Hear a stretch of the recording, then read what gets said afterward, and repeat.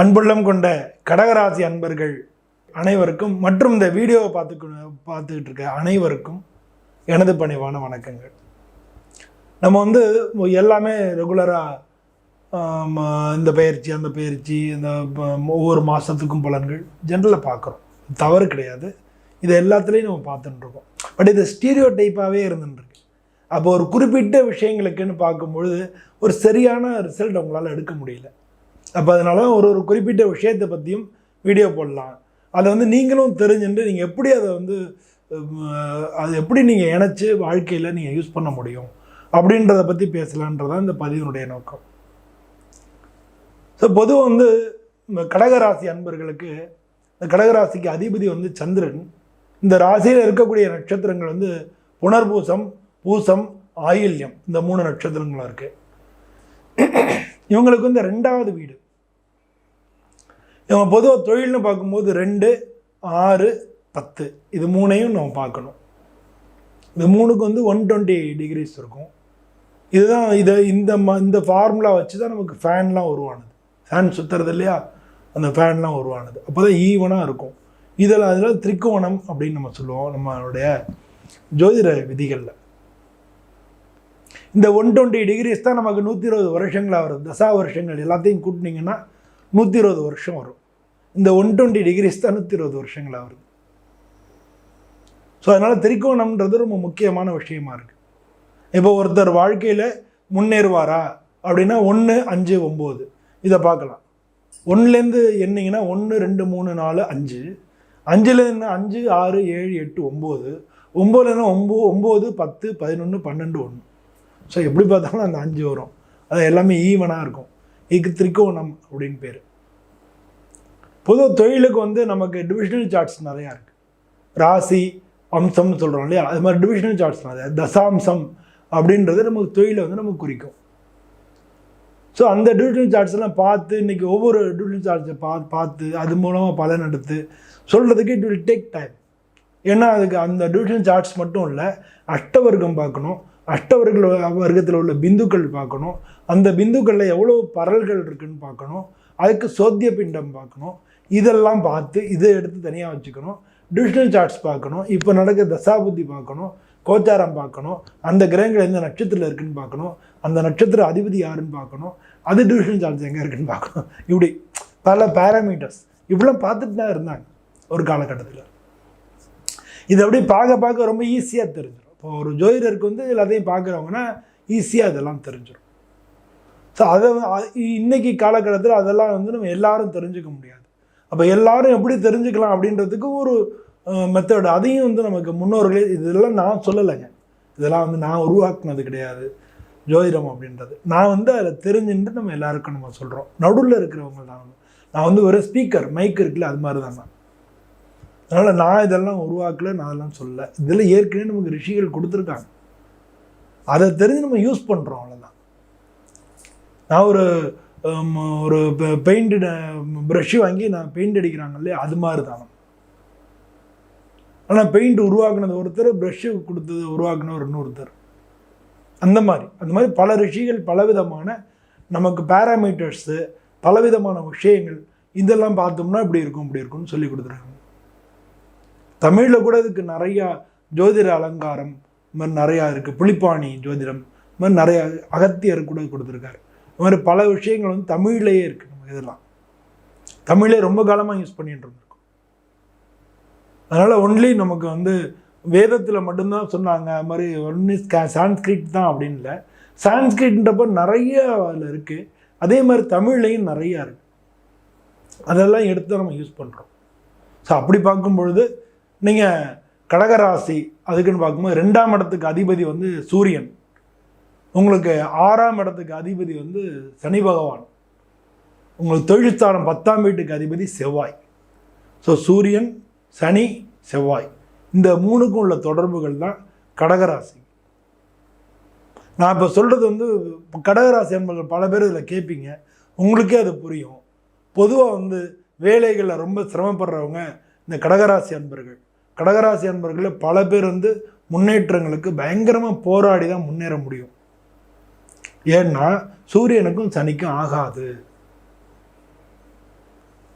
சூரியன் 2ஆம் வீட்டு அதிபதி, சனி 6ஆம் வீட்டு அதிபதி. ஆனால் வந்து என்ன அப்படின்னா செவ்வாய் இருக்கார்ல 10ஆம் வீட்டு அதிபதி, அந்த செவ்வாய் உங்களுடைய ராசிக்கு, அதாவது உங்களுடைய ராசிக்கும் நல்லவர் தான், 2ஆம் இடத்துக்கும் அவர் நண்பர் தான். ஆனால் சனிக்கு வந்து செவ்வாய் பகை. அதனால் உங்களுக்கு உள்ள திறமைகளுக்கு நீங்கள் வந்து காமிச்சு உங்களோட கடகராசியை பொறுத்தவரை அவங்களுக்கு என்ன திறமை இருக்கோ இல்லை என்ன படித்தாங்களோ அந்த வேலையை அவங்க பார்க்க மாட்டாங்க. அவங்க வேறு வேலைகளில் தான் அவங்க வந்து சோபிக்க முடியும். அப்படி சோபிச்சாதான், அப்படி போனால் தான் அவங்களுக்கு வந்து வருமானம் உண்டாகும். அவங்களுக்கு என்ன திறமை இருக்கோ அந்த கோர் சப்ஜெக்ட்லேயே அவங்க என்ன படித்தாங்களோ அந்த வேலைக்கு அவங்க போகும்போது வருமானங்கள் அவங்களுக்கு கம்மியாக இருக்கும். ஸோ இது கடகராசி அன்பர்கள் பொதுவாக இதை வந்து தெரிஞ்சுக்கிறது நல்லதுன்றதுக்காக நான் சொல்கிறேன். அது மட்டும் இல்லாமல் உங்களுக்கு ராசிக்கு அதிபதி சந்திரன்றதுனால நீங்கள் வந்து எப்போவும் ஏதான ஒரு சோகம் அவங்கள்ட்ட இருந்துகிட்டே இருக்கும். அதனால் சீக்கிரமாக வந்து ஒரு விஷயத்தில் வந்து சோர்ந்து போயிடுவீங்க. ஸோ உங்களுடைய திறமைகள் என்ன அப்படிங்கிறது தெரியணும்னா உங்களோட மனதுக்கு தான் எல்லாமே தெரியும். மனசுக்குள்ளேயே நீங்கள் நினச்சிக்குவீங்க. நீங்கள் என்ன செஞ்சாலும் அந்த செய்யக்கூடிய விஷயத்த இன்னொருத்தர் கொண்டு போய் காமிச்சு அதனுடைய பலன் இன்னொருத்தர் அடைவார். இது உங்கள் ராசிக்குன்னு உள்ள ஒரு ஸ்பெஷல் கேரக்டர். ஸோ இந்த ராசியில் உள்ளவங்க எல்லாமே சூரியன், சனி, செவ்வாய் இந்த 3 பேருக்கும் உண்டான விஷயங்களை நம்ம செய்கிறோமா அப்படின்னு பார்க்கணும்.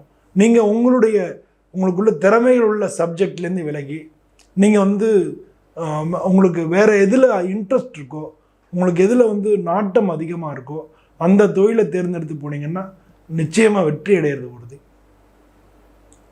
இந்த கடகராசியில் இருக்கக்கூடிய நட்சத்திரங்கள்னு பார்த்தோம்னா புனர்பூச நட்சத்திரம், அது குருவோட நட்சத்திரம். பல பேர் ஆன்மீகம் சம்பந்தப்பட்ட இடங்கள்ல அவங்க இருக்கலாம், இருந்தபோதும் பல பிரச்சனைகள்ல இருக்கலாம். இந்த குடும்ப வாழ்க்கையிலேருந்து எனக்கு வேண்டான்னு சொல்லி பிரிஞ்சு ஆன்மீகத்துக்கு போகிறவங்க பல பேர் வந்து இந்த கடகராசியில் உள்ளவங்க இருப்பாங்க. அதுவும் புனர்பூச நட்சத்திரமாக இருப்பாங்க.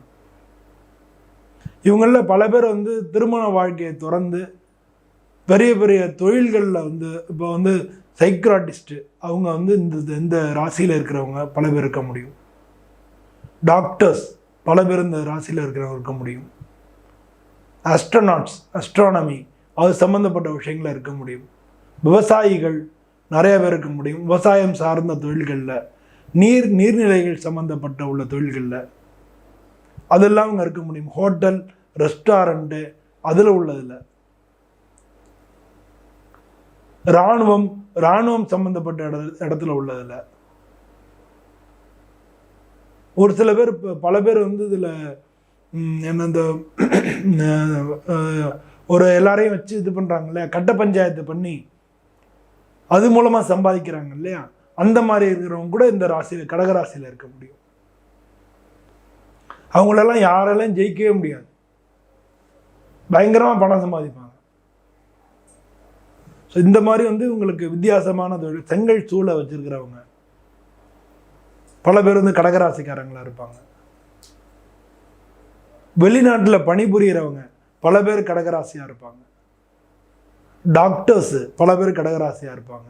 ஆனால் டாக்டர் தொழிலை உங்களால் பெரிய லெவலில் அச்சீவ் பண்ண முடியாமையும் இருக்கும். பணங்காசு விஷயத்துலையும் அச்சீவ் பண்ண முடியாமல் இருக்கும். இந்த கடகராசிக்காரங்க வந்து பொதுவாக அவங்க மது இந்த மாதிரியான விஷயங்களில் போனாங்கன்னா, அடிக்ட் ஆனாங்கன்னா திருந்துறது, அதுலேருந்து மீண்டு வர்றது கஷ்டமாக இருக்கும். அதனால் அதில் அவங்க போகாமல் இருக்கிறது ரொம்ப ரொம்ப நல்லது. இவங்களுக்கு 6ஆம் வீட்டுக்கு அதிபதி சனி பகவான் அப்படின்றதுனாலேயே இவங்களுக்கு வந்து இவ்வளோ பிரச்சனைகள் வருது, எதிர்ப்புகள், தடைகள் வருது. இந்த 6ஆம் வீட்டுக்கு அதிபதி சனி பகவான்றதுனால இவங்களுக்கு பயங்கரமான திறமைகள் இருக்கும். ஆனால் இவங்க செய்கிற வேலைக்கு எல்லாத்துக்குமே இன்னொருத்தர் பேர் வாங்கிட்டு போயிடுவாங்க. அதனால் கடகராசி அன்பர்கள் வந்து பொதுவாக இந்த மாதிரியான விஷயங்கள்லாம் பார்த்து அதை தெரிஞ்சுட்டு இருக்கும் பொழுது வாழ்க்கையில் நீங்கள் பெரிய உச்சங்களை அடைய முடியும்.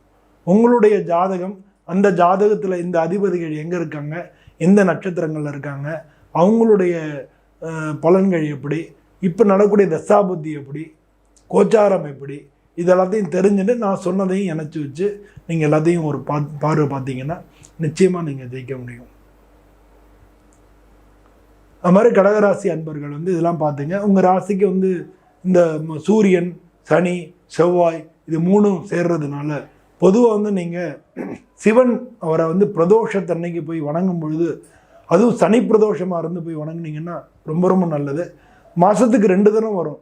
பிரதோஷத்துக்கு நீங்கள் விடாமல் எப்படி ஏதான ஒரு கோயிலில் போய் நீங்கள் வந்து சிவனை தரிசனம் பண்ணி அவரை வணங்கிட்டாலே உங்களுக்கு வாழ்க்கையில் மிக நல்ல பலன்கள். ஒவ்வொரு பிரதோஷத்துக்கு போனீங்க, இந்த வருஷம் ஆரம்பிச்சிங்கன்னா அடுத்த வருஷம் உங்களுக்கு நல்ல லைஃப் அமைஞ்சிடும். நீங்களே ஐடென்டிஃபை பண்ணிடலாம், நம்ம இந்த லைனில் போனோம்னா நமக்கு சக்ஸஸ் உண்டு அப்போ நீங்களே ஐடென்டிஃபை பண்ணிடலாம். அந்த மாதிரி நீங்கள் போகிறது மிக நல்ல பலன்களை கொடுக்கும். எல்லோருக்கும் எல்லா விதத்துலேயும் நல்லபடியாக அமையணும். அதுவும் கடகராசி அன்பர்களுக்கு இப்போ வரக்கூடிய காலங்கள் வந்து அஷ்டமத்து சனி முடிஞ்சு உங்களுக்கு 9ஆம் இடத்துக்கு சனி பகவான் போகிறாரு.